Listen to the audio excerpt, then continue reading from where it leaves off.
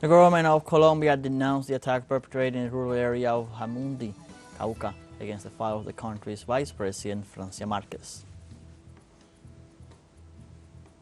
In Israel, Prime Minister Benjamin Netanyahu dissolved the war cabinet amid internal and international pressures.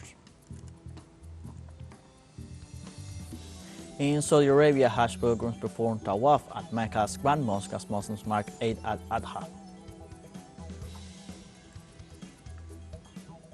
Hello, welcome from the South. I'm Luis Alberto Matos from the teleSUR studios in Havana, Cuba. We begin with the news. In Colombia on Sunday, Sigifredo Marquez, father of the Vice President of Colombia, Francia Marquez, suffered an attack when he was traveling through the Cauca department in a bulletproof van. During the incident, Marquez was accompanied by his 6-year-old grandson, nephew of the Vice President. Both got out unharmed. In this regard, through a press release, the presidents of Colombia condemned the event and stated that these attacks against civilians are a flagrant violation to human rights. Authorities also informed that the military forces will continue with the offensive against armed groups in the area that use violence and keep difficulting the peaceways in Colombia.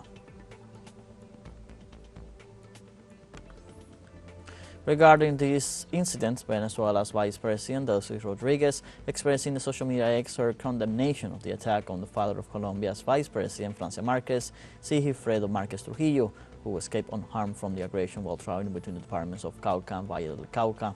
Rodriguez also stressed that violence will never have any justification in a society that seeks peace. In Argentina, 16 people remain in high-security prison after the violent repression of mobilizations against the approval of the basis law. In this context, 5 days after the brutal repression against the peaceful demonstrators who were trying to reach the National Congress, a total of 16 people, among them university students, continued to be detained. It should be noted that before being transferred to prisons, they were held in illegal detention for 48 hours, accused of terrorism. In this sense, on Friday, Judge Maria Salvini clarified the situation of the 33 people detained at the request of prosecutor Stornelli and decided to release 17 people for lack of evidence.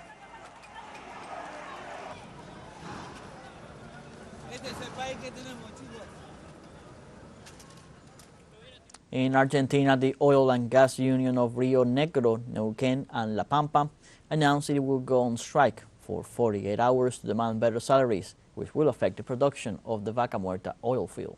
The strike will take place next Tuesday starting at 8 a.m. and was decided after the failure of the negotiation instances between the Petrolero Union and the companies of the sector. The secretary of the union, Marcelo Russi, declared that the strike will be carried out under freedom of action in order to avoid having to comply with a call for compulsory conciliation. This field, which covers an area of 30,000 square kilometers, is one of the largest unconventional oil and gas formations in the world, and it is an important resource for the country's energy production.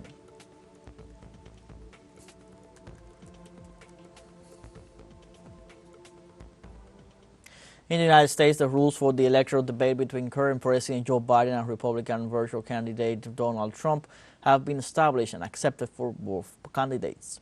The meeting between the candidates of the Republican and Democratic Party, scheduled for June 27th, will be the first one before the November 5th elections. The debate has the particularity of being held several months in advance, being usually held a few weeks before the voting. It will last 90 minutes and will have 2 commercial breaks. The candidates will only be able to interact with their campaign teams during the off-air time. They will not be allowed to bring notes and will be placed at identical lecterns. The positions of each one will be determined by flipping a coin. Also, the microphones will only be open when each candidate has to speak. In the United States, authorities in the town of Methuen of the state of Massachusetts on Sunday reported a shooting that occurred during a private party. In this way, police stated that the shooting left 8 people injured, all youth between the ages of 17 and 22, while 2 of them are in critical condition in a hospital. In this regard, Methuen Police Chief Scott McNamara said that no suspects have been identified, nor have the weapons used in the attack been recovered.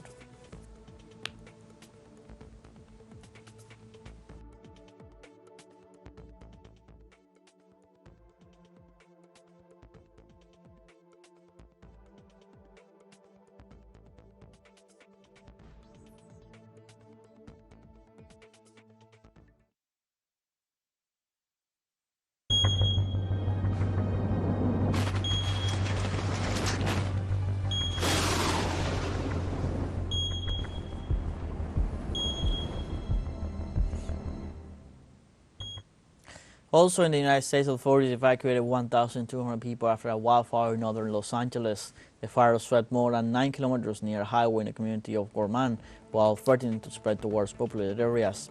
Fire crews said the blaze spread to the southeast of the region where nearby structures and major highways were located. In the face of the fire crews constructed perimeter fire lines while aircraft worked to stop the advance of the fire. California State Park Services evacuated 1,200 people from the Hungry Valley recreation area in Gorman, and both Hungry Valley and the Pyramid Lake Reservoir were closed as a result of the fire threat.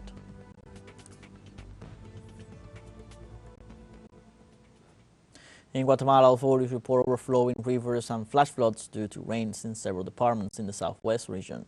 The Red Cross reported that some families in the San Marcos and Alta Verapaz departments and in other areas have been affected by the rains, which have caused rivers to overflow. The Red Cross said that in the affected regions there are also reports of falling trees and that they are assessing the situation on the ground. Quetzaltenango firefighters have confirmed that at least 12 families had to be evacuated from their homes due to rising water levels. Authorities have reported material losses but no human fatalities, but they are on alert to tend to the emergencies.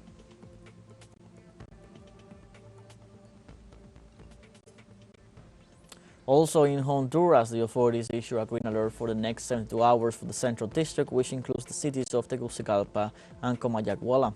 The measure was taken made by the early warning system in view of information provided by weather experts, which indicates that there is a high probability rains may continue throughout the weekend, causing floods and landslides. Authorities urge citizens to take precautions and follow the instructions of emergency agencies in case preventive evacuations should be undertaken in at-risk areas. Let's now take a short break, but remember you can join us on TikTok at teleSUR English, where you will find news in different formats, news updates, and much more. All the stories coming up. Stay with us.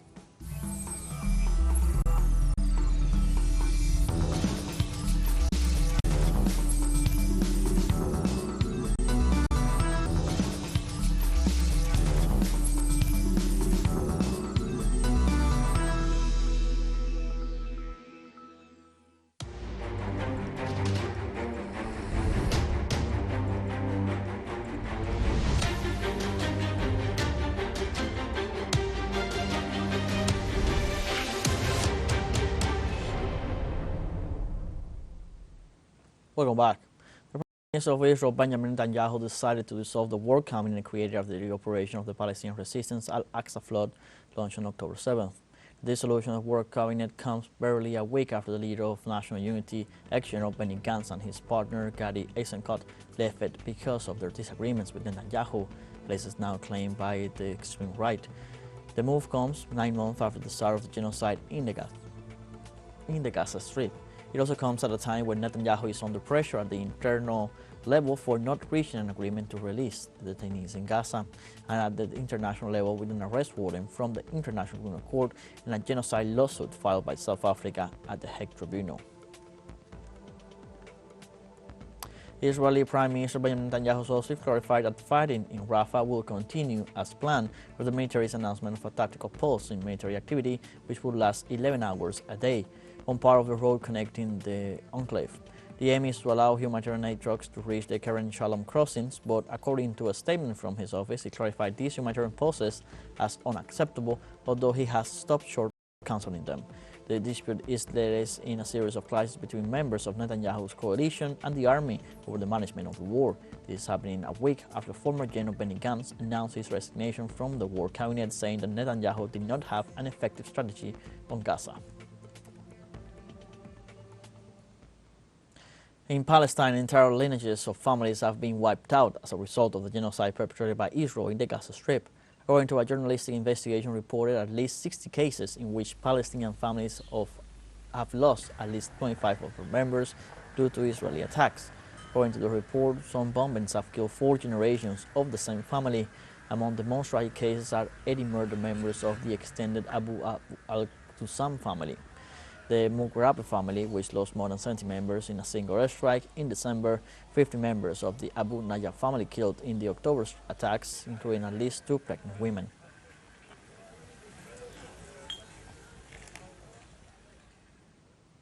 The Palestinian government reported daily losses of almost $20 million due to the ongoing Israeli aggression against the occupied territories.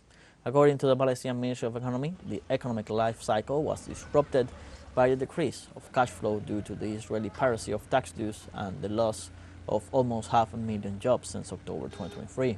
They also warned that by the end of 2024, the domestic product is expected to fall by more than 10%. International Labour Conference and the Palestinian Central Statistics Office revealed that unemployment rate in the Gaza Strip reached 79.1% and in the West Bank 32%.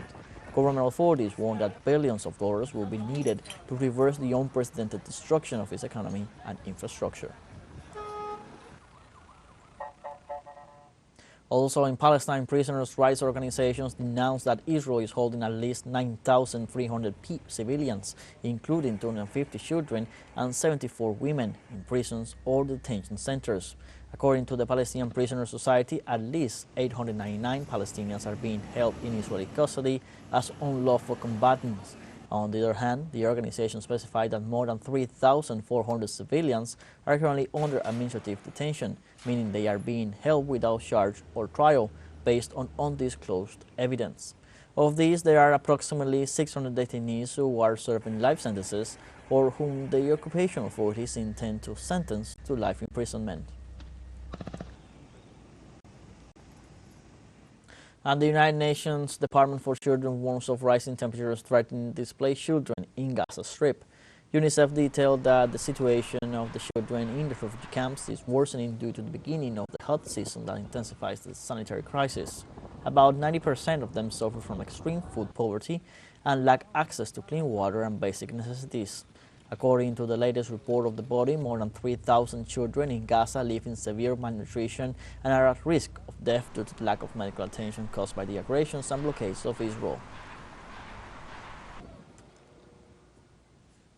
And in other news, the Iranian government has pardoned over 2,600 detainees and made Muslim holiday celebrations. On June 17th, Muslims celebrate Eid Al-Adha, also known as the Feast of Sacrifice, which marks the last day of the rituals of Hajj, the annual Muslim pilgrimage to the city of Mecca. The feast recalls the Quranic story that God provided a lamb to the Prophet Abraham to be sacrificed in place of his son Ismail, after providing that he would obey any divine command. According to the Iranian constitution, the supreme spiritual leader, currently Sayyid Ali Khamenei, after investigating the files of the detainees, has the power to grant pardons or reduce the sentences of prisoners during national religious holidays.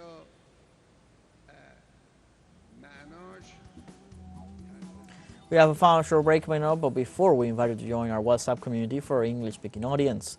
You can scan the QR code on screen to join directly, share the link to reach more people.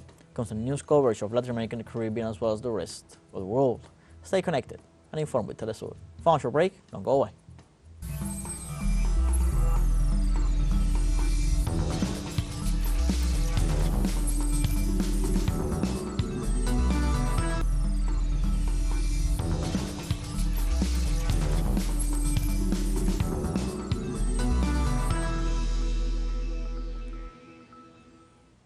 Welcome back. In Asia, an official from the Korean presidential office said on Wednesday that Russian President Vladimir Putin expected to visit North Korea this week. The last time Putin traveled to North Korea was in the year 2000 when he visited Pyongyang to meet with the country's then leader Kim Jong-il, the father of current leader Kim Jong-un. So this visit might be the first one to occur after 24 years, time in which both countries have maintained friendly ties.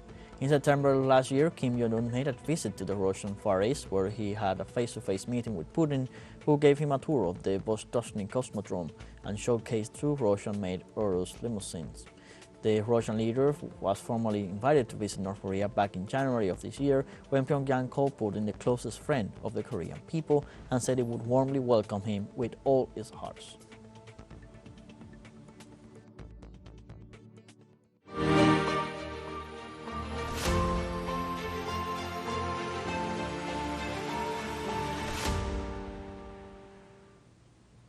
The so-called Summit on Peace in Ukraine ended in Switzerland without consensus, in which the countries of the Global South did not subscribe to the final declaration.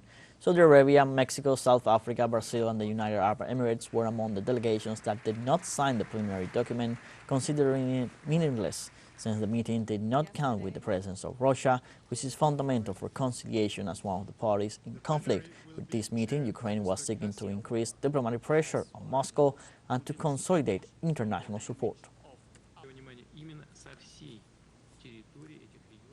The Russian armed forces advanced and neutralized attacks by the Ukrainian army near the city of Kharkov. The Russian Defense Ministry said a number of Ukrainian brigades' equipment was destroyed in the areas of Volchansk and Ternova. During the operation, units of the Northern and Western Group shot down several intelligence equipment, destroyed 2 tanks, 3 cars, and 2 anti-drone electronic warfare stations. The Russian Defense Ministry detailed that a total of 845 Ukrainian soldiers died during those operations.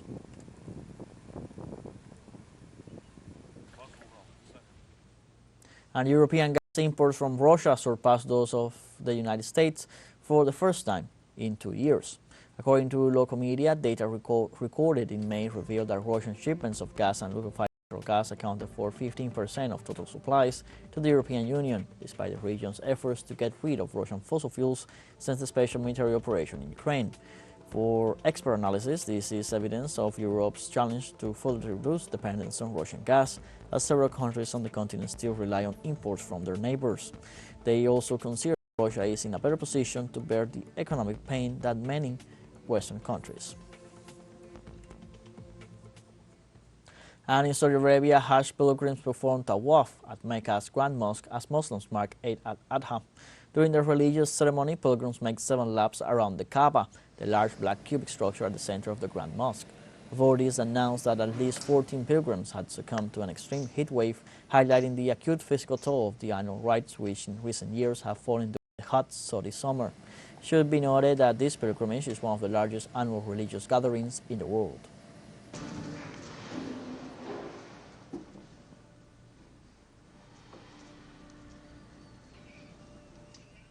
And gathered on a football pitch in Port Sudan, Sudanese worshippers performed Eid Al-Adha prayers, marking the end of the Hajj pilgrimage as war grinds on in the country. Participants prayed for the end of the war between the Sudanese army and the so-called Rapid Support Forces. The faithful also prayed for an end to the killings and for the return of citizens displaced by the war.